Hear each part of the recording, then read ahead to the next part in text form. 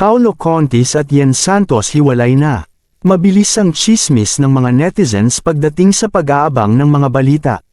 Napansin ng mga madlang people na wala na sa Instagram account ni Yen Santos ang sweet messages niya kay Paulo Contis.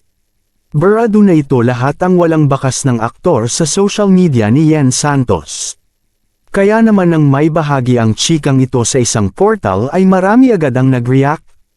May mga nagsasabi pang naisip na raw nila na haantong sa hiwalayan ng relasyon ng dalawa sa una pa lang. Samantala, may mga netizens na sinabing ito ang karma ni Paulo Contis sa kanyang pag-iwan sa sariling pamilya. Bago kasi nangyari ang hiwalayan ay binansagan si Yen Santos na third party at dahilan ng kanilang pag-aaway.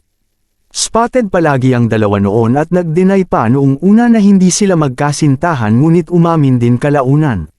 Sobra naman ang awa ng netizens kay LJ Reyes noon dahil sa kahabag-habag na pangyayari. Unang ang nabalita ang hiwalayan ni LJ Reyes at Paulo Contis noong 2021. Bago pa man umamin si LJ Reyes na hiwalay na sila ay spotted nang ang magkasama ng palihim sina Yen Santos at Paulo Contis.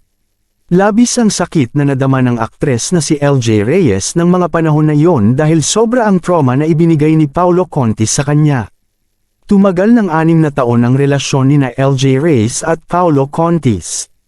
Nagkaroon sila ng isang anak na babae si Summer Ayana na isinilang noong 2018. Noong August 2021 kinumpirma ni LJ na hiwalay na sila ni Paulo kasunod ang paglipad nila ng kanyang mga anak na sina Aki at Summer sa New York City. Sa ngayon, masaya na si LJ Reyes sa piling ng kanyang husband na si Philip Evangelista. Ikinasal ang dalawa noong October ng nakaraang taon. Samantala, nag-iisa ulit ngayon si Paulo Contis at sinabi ng mga fans ni LJ Reyes na deserve niya ang nangyari sa kanya dahil sa sakit na ginawa kay LJ Reyes. Anong masasabi ninyo sa balitang ito? Comment down below. Maraming salamat sa panunood.